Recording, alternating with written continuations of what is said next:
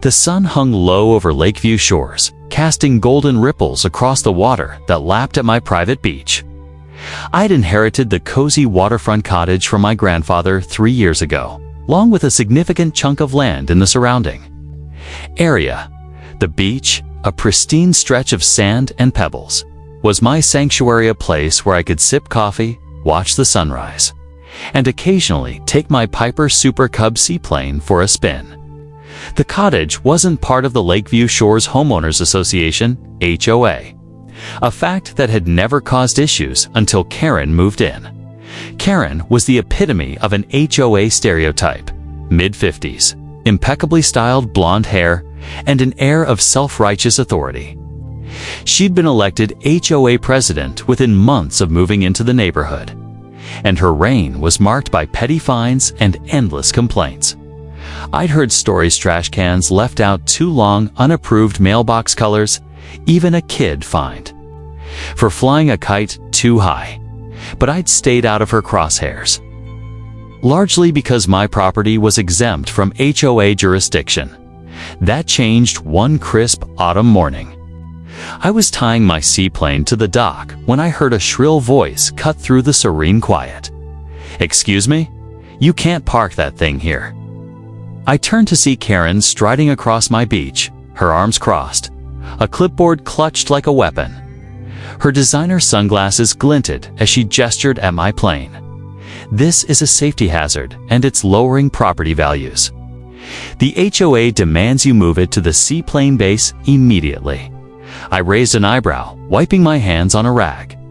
"Karen, this is my private beach.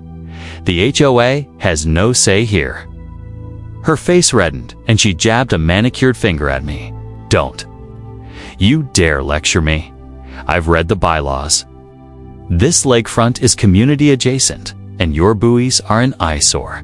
Remove them, or you'll be fined." I laughed, which only made her angrier. "You can't fine me, Karen. My property isn't part of the HOA. Check your records." She scoffed, scribbling furiously on her clipboard. "We'll see about that. I'm sending you an official notice. You have 1 week to comply, or we'll escalate this." With that, she stormed off, her heels sinking into the sand. I shook my head, assuming it was just Karen being Karen. But 2 days later, a certified letter arrived from the HOA, demanding I remove my plane and buoys or face legal action. The audacity was almost impressive. I wrote back, politely explaining that my property was exempt, and that any further harassment would be met with a trespassing complaint. I thought that would be the end of it. It wasn't. A week later, Karen showed up with 2 other HOA board members, all wielding cameras and measuring tapes. They were on my beach, taking photos of my plane and buoys. "This is unacceptable," Karen declared. "We're documenting violations for the county." I stepped outside, phone in hand. "You're trespassing. Leave now, or I'm calling the police." Karen smirked. "Go ahead. The county will back us. You're not above the law." I dialed 911, and within 10 minutes, a deputy arrived. Karen's confidence faltered as I showed the deputy my property deed, clearly outlining my private beach, an exemption from the HOA. The deputy turned to Karen. "Ma'am, you're on private property. Leave now, or I'll cite you for trespassing." Karen sputtered but retreated, muttering about lawyers and justice. I thought I'd won, but I underestimated her persistence. Over the next month, she escalated her campaign. Complaints to the county, petitions to beautify the lakefront, even a rumor that my plane was a public nuisance. Neighbors I'd once been friendly with started avoiding me, wary of Karen's influence. I wasn't just annoyed, I was furious. Karen had no right to my beach, and her entitled crusade was disrupting my peace. That's when I remembered something. My grandfather had mentioned years ago his real estate investments in Lakeview Shores. I dug through his old files and found a bombshell. Not only did I own the cottage and beach, but I also owned the entire block where Karen's house sat, along with half the neighborhood's lots. Grandpa had leased the land to developers decades ago, and the leases were still active with me. As the landlord, a plan began to form. Karen thought she could bully me. She was about to learn who really held the power. Armed with my grandfather's documents, I contacted a real estate lawyer named Rachel, who specialized in property disputes. She reviewed the leases and confirmed my suspicions. I wasn't just a homeowner. I was the landlord for 60% of Lakeview Shores, including Karen's property. The leases, set to renew every 25 years, gave me significant control over the land use, provided I adhered to local laws. Karen's house, along with 20 others, sat on my land, and the HOA had no authority over my rights as the lessor. Rachel grinned as she handed me the files. "You've got a gold mine here. This Karen woman is causing trouble. You can remind her who's really in charge." I didn't want to go nuclear yet. I started small, sending a formal letter to the HOA board, copied to all residents, clarifying that my beach and plane were outside their jurisdiction.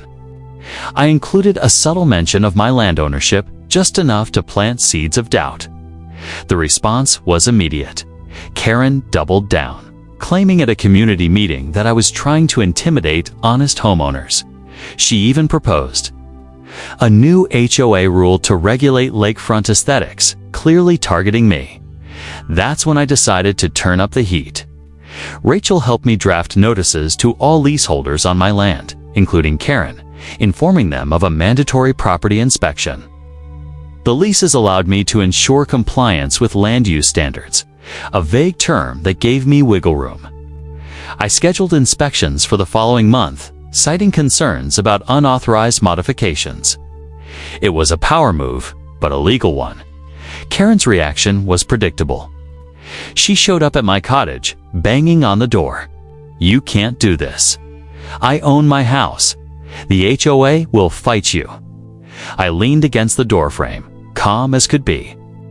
"Karen, you own the house, but I own the land it sits on. Check your lease. If you don't comply with the inspection, I can terminate your lease for breach of contract." Her jaw dropped. "You're bluffing. I'll sue you." "Go ahead," I said. "But you might want to talk to a lawyer first." She stormed off, and I knew she'd dig into the records. Sure enough, Rachel got a call from Karen's attorney, who quickly backed off when presented with my ironclad lease agreements. Karen, however, wasn't done.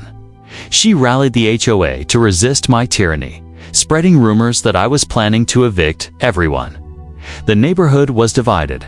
Some supported Karen, fearing for their homes, while others, tired of her reign, quietly reached out to me, offering support. I decided to attend the next HOA meeting uninvited.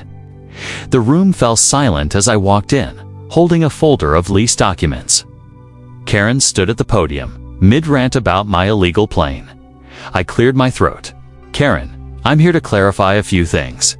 First, my beach and plane are none of your business.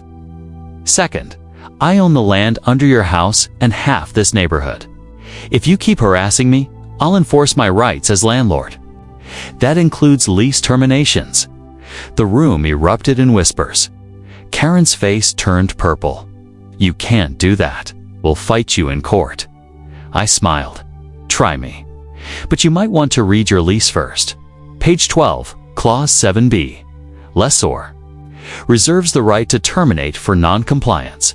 A few residents clapped. Others looked terrified. Karen stammered, but had no comeback. I left the meeting feeling like I'd won a battle, but the war wasn't over. Over the next few weeks, Karen's campaign faltered. Residents began questioning her leadership, especially after I sent a second notice offering to renegotiate leases at current rates if the HOA dropped its lakefront vendetta. Many homeowners, fed up with Karen's petty fines and power trips, saw me as the lesser evil. A group of them organized a vote to oust her as HOA president, replacing her with Tom, a retired firefighter who valued fairness over control. Karen didn't go quietly.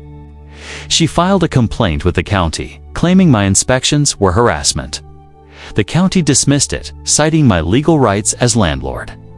Desperate, she tried one last stunt, organizing a community cleanup on my beach without permission. I caught her and a dozen HOA members raking my sand and moving my buoys.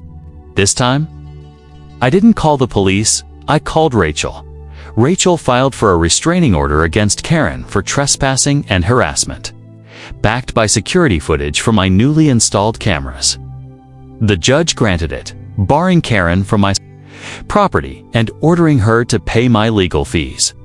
The final blow came when I exercised Clause 7B, issuing a 90-day notice to terminate her lease unless she ceased all HOA-related interference with my property. Faced with the prospect of losing her home, Karen backed down at the next HOA meeting. Tom announced a new era of transparency and fairness.